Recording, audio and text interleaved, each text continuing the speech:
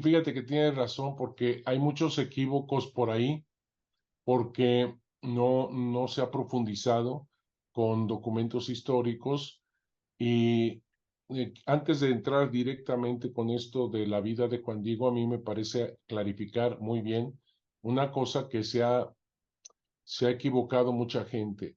La Virgen de Guadalupe dijo como su nombre y como ella quería que se le reconociera, Santa María de Guadalupe, no otro nombre, porque por ahí hay versiones de que supuestamente dijo otro nombre, medio indígena y todo eso. No, eso es un error de Luis Becerra Tanco en 1675 que dijo esa equivocación de que Juan Bernardino era náhuatl y no entendió la palabra Guadalupe. Sí le entendió porque ellos en su nombre de pila tenían todos esos sonidos.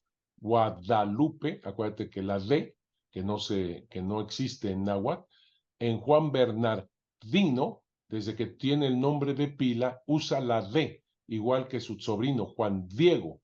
Y por el otro lado decían que no hay sonido G, y por lo tanto no entendió Guadalupe.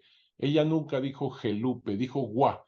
Y ese sonido Gua si hay en Nahua, Nahua, Teotihuacán, Aguacate, Huacal, sí hay el sonido Gua. Así que siempre fue Santa María de Guadalupe. Juan Diego, vámonos directamente a la vida de él, y va a tener que ver con este nombre de Santa María de Guadalupe que se lo da a Juan Bernardino.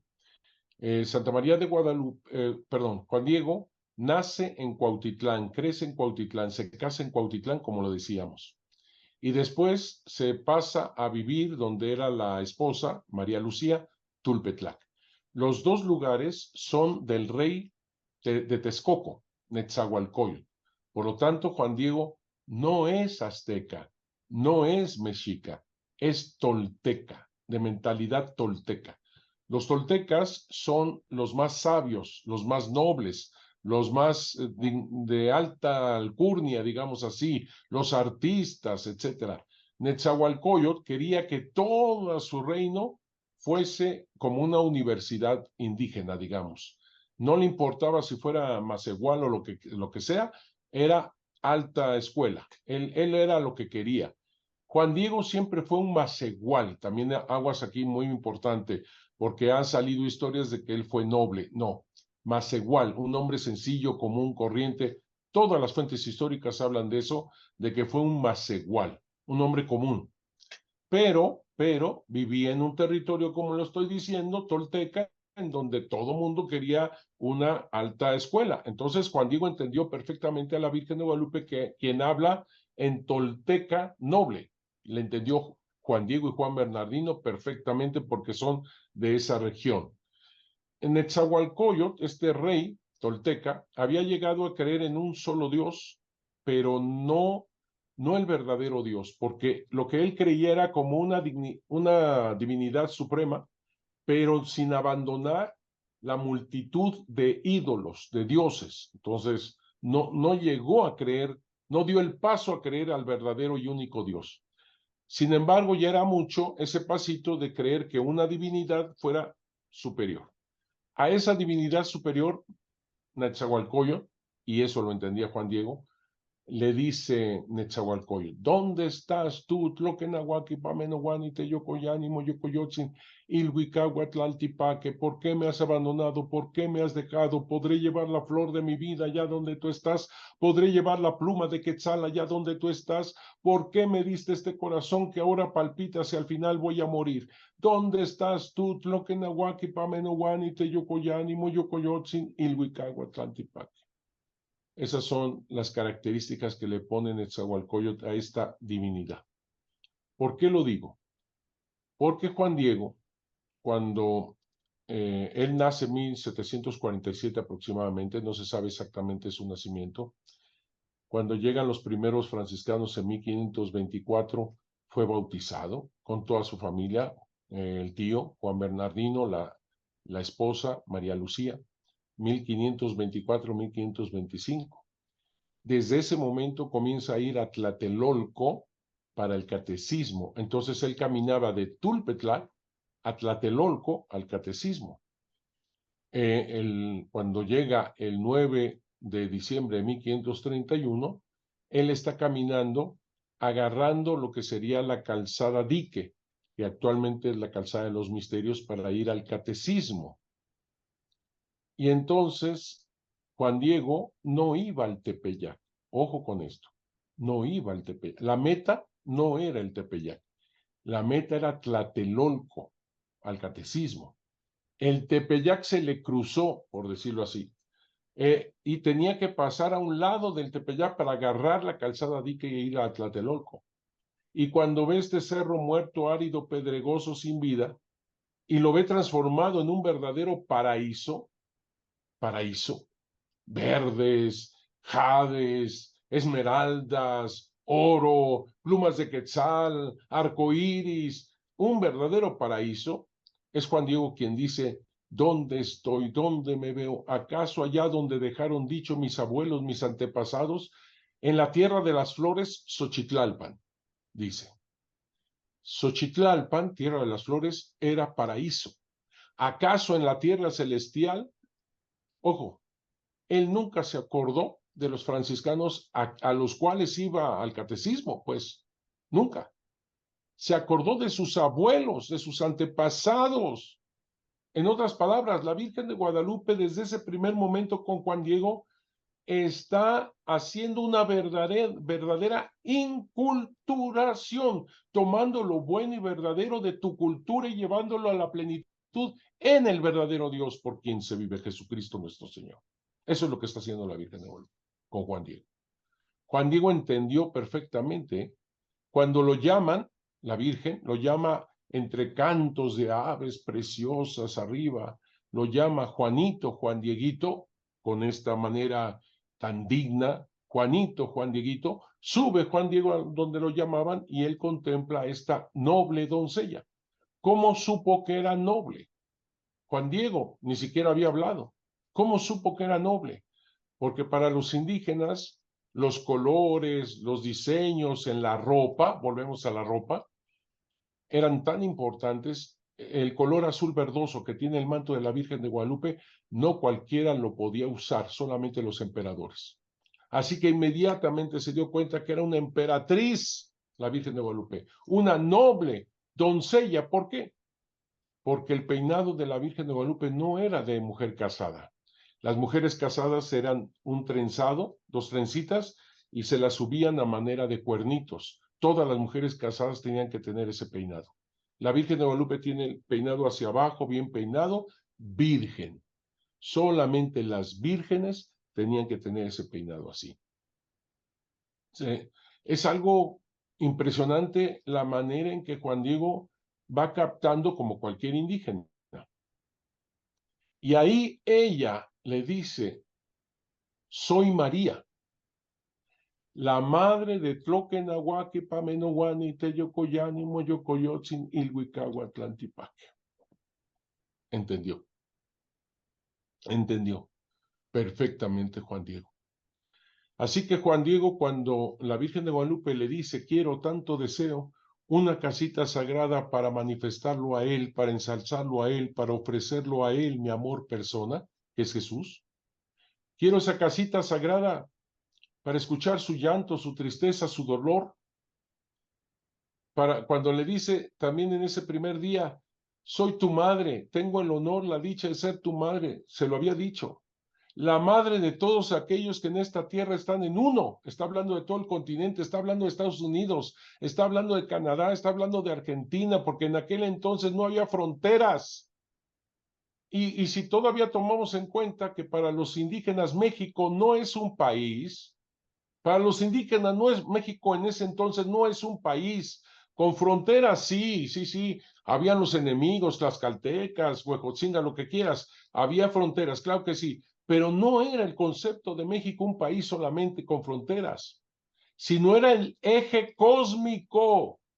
México es el eje cósmico de donde están los altares, donde están las víctimas en sacrificio humano, y ese corazón y esa sangre supuestamente tenían que alimentar al cosmos entero desde México y a los mismos dioses.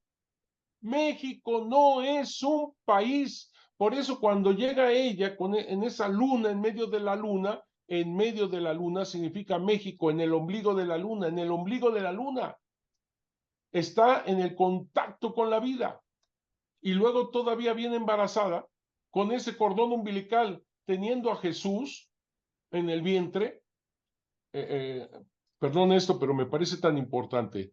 La Virgen de Guadalupe no viene cargando a Jesús, al niño Dios, no lo viene cargando solamente, lo viene sustentando con su cordón umbilical, con su sangre, con su calor, con su protección, con su amor desde el vientre materno. Inmaculado, claro que sí, inmaculado, pero es madre de Dios. Entonces ya nos vamos captando la idea más clara con este Juan Diego que la está contemplando como una doncella y una mujer embarazada y una noble. Y cuando le dice, soy la madre de Troquenahuac y Pamenoguani, Teyocoyani, Moyocoyochi, ¿qué quiere decir eso, padre? ¿Qué quiere decir eso? Soy la madre del verdaderísimo Dios por quien se vive.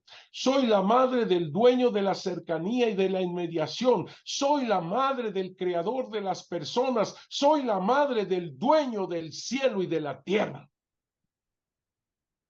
No, está... ¿Cuántas horas tengo, dices? Para poder Estamos explicar. bien. Tenemos, usted sígale, no se preocupe. ¿Cuántos días tenemos para poder explicar? Ah, vamos a platicar otros 10 minutos, está bien, pues sobre San Juan Diego. Pues imagínate qué honor para San Juan Diego es recibir todo eso.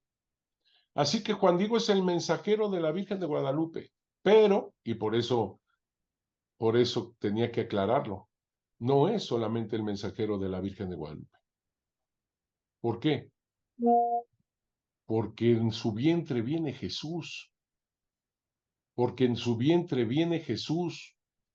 Y cuando ella le dice, ya escuchaste mi aliento, mi palabra, anda, haz lo que esté de tu parte, está haciendo un nuevo nacimiento con Juan Diego.